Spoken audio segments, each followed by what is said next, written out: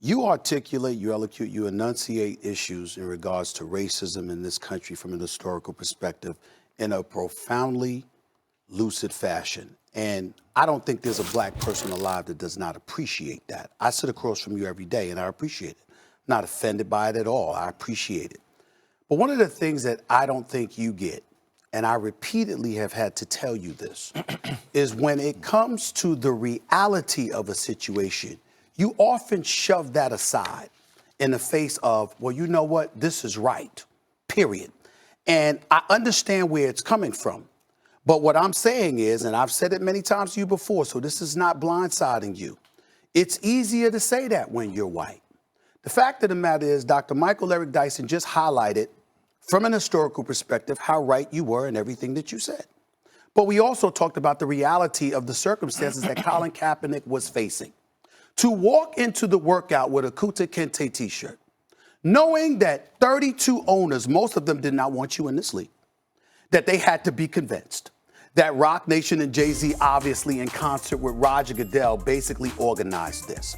To get 25 teams, send representatives to go and watch your workout, to guarantee you the raw footage and the footage that they would send to all 32 teams, to talk to you about the interview, give you a heads up on what the questions would be, give you a heads up on what the workout would entail, assure you that essentially we're going to be as fair as we possibly can while not violating our tenets as a league, because we've already gone far enough by making an exception for you that we've done for no other player, because we recognize the wrong that has been done to you.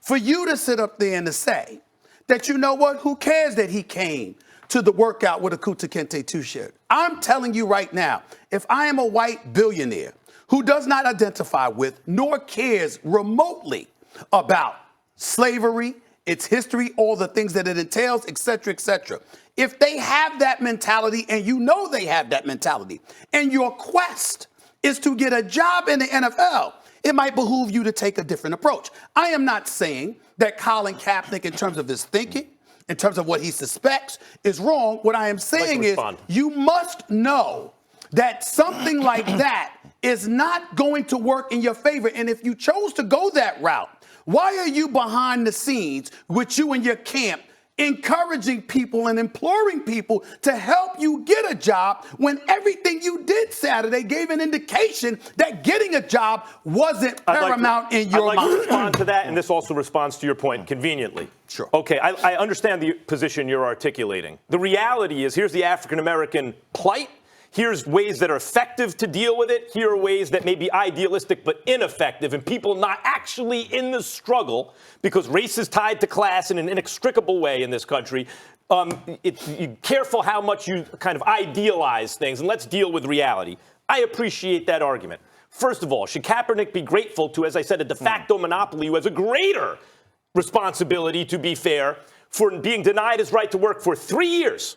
For no other reason and by the way, he broke no rules, he broke no laws, okay? That's one. Two, now I want to directly address this to you, Stephen A., and to that point. What am I to do with my privilege as a white man and as a person on TV with an enormous platform, which, by the way, I benefit from the platform that you built primarily? What am I to do with that power, right? Am I to support the power structure that where injustice is ongoing, or should I speak truth to power using that privilege and that platform? When you say things like, Colin Kaepernick, who are you as a black man who unjustly, and now you're given this opportunity, who are you to ask questions about who the receivers are going to be, why it's last minute, or like, okay, you may be right. People may be right. Hey, Colin, it's not going to be perfect. You're asking them for a job. It's not going to be perfect. However, you know who I am? I'm a member of the media who will ask that question. Why was the workout arranged in this way? Why was there an ultimatum with 48 hours to accept? Why was the waiver not the standard waiver and would indemnify the NFL against another lawsuit, according to Kaepernick's camp? Yes, correct. so they say. Correct.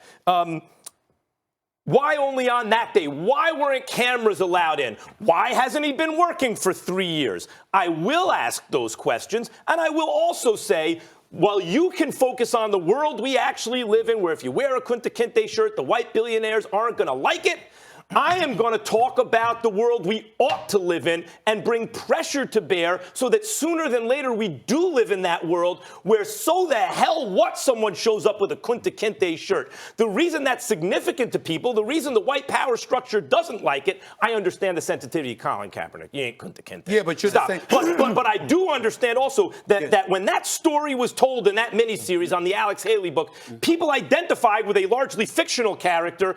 This was what people went through. But you're also, this is the injustice. But you're also the person who complained about him rolling up in Miami in a Fidel Castro t-shirt. Hell so yeah. why doesn't the same theory apply? It does, because the Castro t-shirt is glorifying another oppressor who should not be glorified. And even if there's overlap and it gets messy and different oppressed communities disagree with that, whatever, if you wear a Castro t-shirt, I will criticize you every time. If you support the Chinese Communist government, I will criticize you.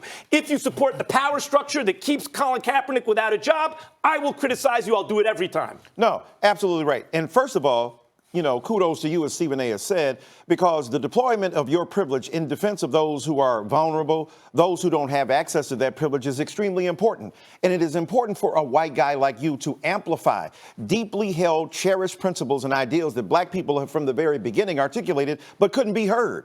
So white privilege permits you an amplification and a hearing that others should be granted but are not. But that's the reality as well. So the use of your privilege in defense of a Colin Kaepernick and others who have been really besmirched in their character is remarkable and needs to be done.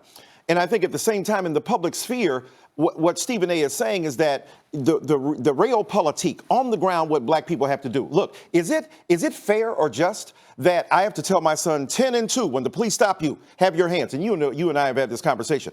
Many Americans do, but we know there's an extra layer for black and brown people that when the police stop you, why do we have to basically kowtow, genuflect before the altar of the superiority of a police person and lose our humanity in the face of that? Because it's not right. It's not fair. But do I teach my children? Absolutely, because I want them to survive long enough to rebel later, to make a strategic intervention in behalf of those who need freedom. I think what Stephen A. is saying is that you're absolutely right. And on the other hand, if we cannot necessarily provoke strategically the very people, poke the bear before I get in. There are people who do things before they get in, and then when they get in, they're able to rebel. I stand with Colin Kaepernick 100%. I think strategy is not something that should be dissuaded as well. Strategy is not something that should be dissuaded. And the reason why it's so profound that you make that point, and the reason why I seem to be going against you, Max Kellerman, is because what I'm trying to say to you is this.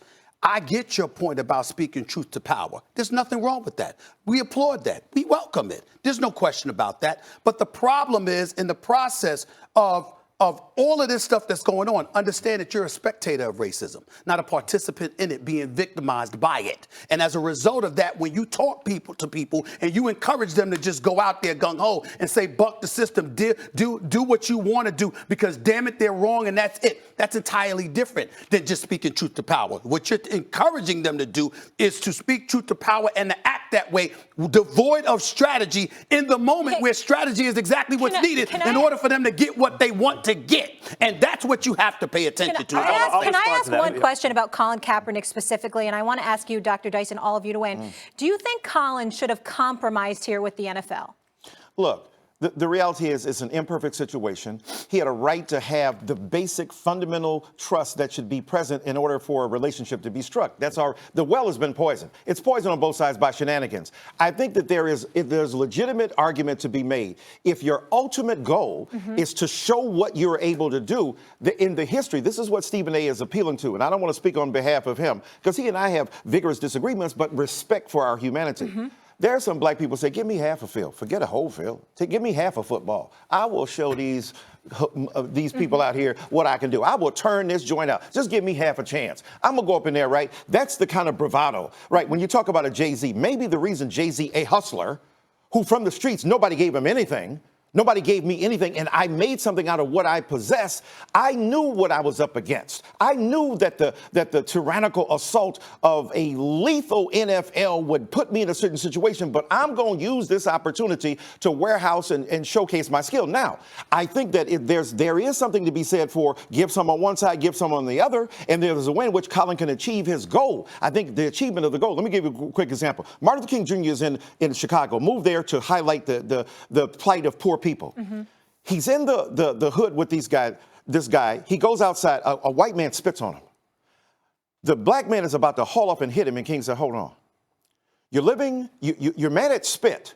But every day you're living with systematic and structural injustice. Mm-hmm. You're paying more rent than you should be paying. Your heat doesn't work. You're living in a slum. But the symbolism of the spit is so offensive to you that you're ignoring the structural issues. And I think there are some bigger structural issues that also need to be paid attention to. And while Colin Kaepernick is important and critical, there are NFL players who are black who are doing extraordinarily important things about, criminal justice reform, about on the ground, stand your ground laws. Those are the kind of things we need to pay attention to. One thing I just want to be clear, well. and then you guys so it's both and, not either or. By compromise, when I asked you, should Colin Kaepernick have compromised? Should he have attended the workout that the NFL set up for him? Yes. Well, I think if he agreed to it, look, if he did agree to it, and he agreed to certain stipulations. No, there were a bunch of outstanding issues that weren't resolved. Max, do you think that he they thought should would be resolved by the time, and they weren't resolved? No, I don't. It's an open negotiation. Because of this, I would like to respond to what Dr. Dyson just said, and in so doing, respond a little bit to Stephen A., and then I'll answer that question.